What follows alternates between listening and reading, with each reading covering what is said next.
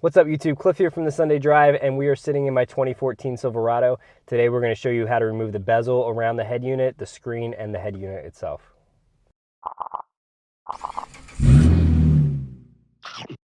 Now the process that we're going to show you today should be identical in the 2014 through 2018 model years. They all came with this basic setup.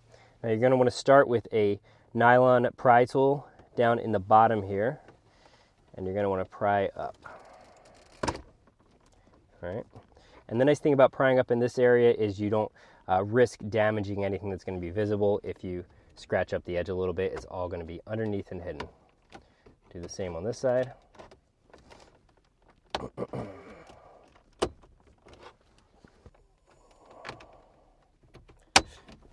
It is a little thinner along the bottom here, so just be careful.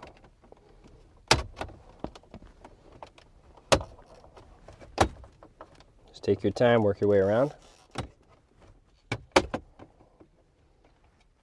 If you have seat warmers or ventilated seats, you're going to need to disconnect the controls right here. You just need to press in on that tab and lift up. Now you're going to want to take a 7mm socket, and the next step is to remove all of your controls. There's one 7mm in each corner.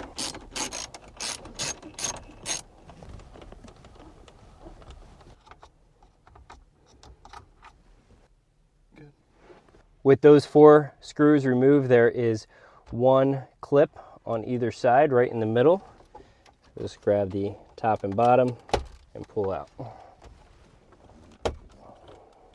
Now you may have a different number of connections on the back here depending on the exact features you have. I just have these 3. So again, there's a tab that you're going to push in on the connection. I believe this is for the USB right here.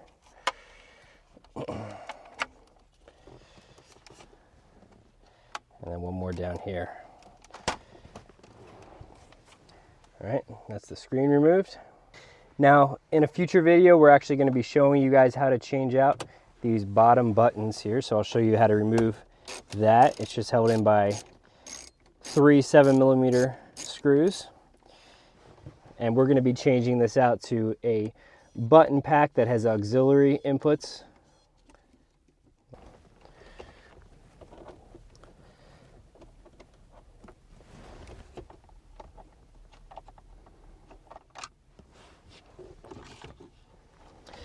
Once you pull this out, you can see that it has 2 connections at the back.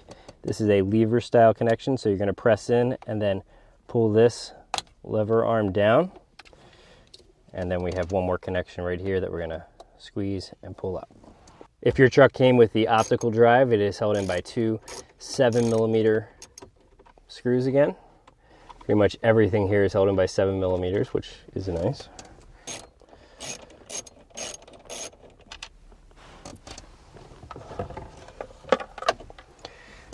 And this just has one connection at the back right here.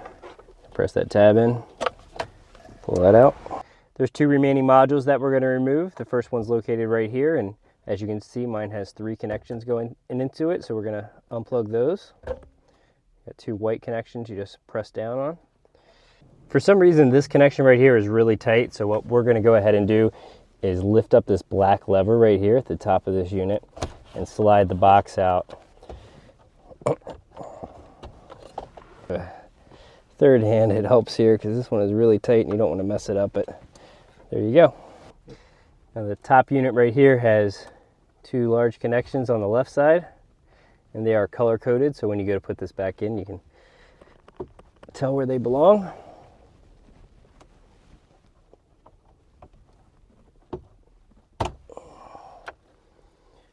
And a little black connection right here. Just pry down on the top and that pulls right out. This one I'm going to probably see if I can pull this box out. It's kind of hard to reach that one.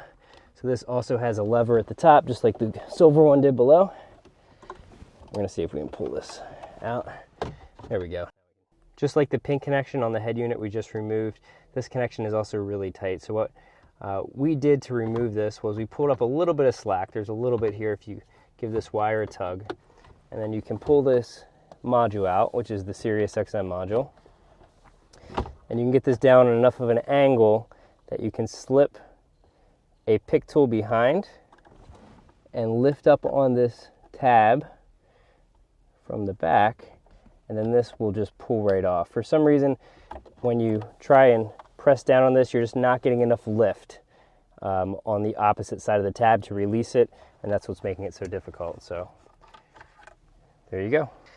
That's it, guys. That's how you remove the Siriusxm control module, the head unit, the screen, the bezel, as well as these buttons along the bottom. And as I mentioned, we will be upgrading these buttons on the bottom to an extended control panel with some additional features, so definitely stick around for that video. Thank you guys for watching. If this was your first time tuning in, please hit that subscribe button. And if you enjoyed the video and it was helpful, give us a thumbs up. If you have any comments or questions, please leave them down below. And as we mentioned, this should work in the 2014 through 2018 model years for both the GMC, Sierra, and Silverado models.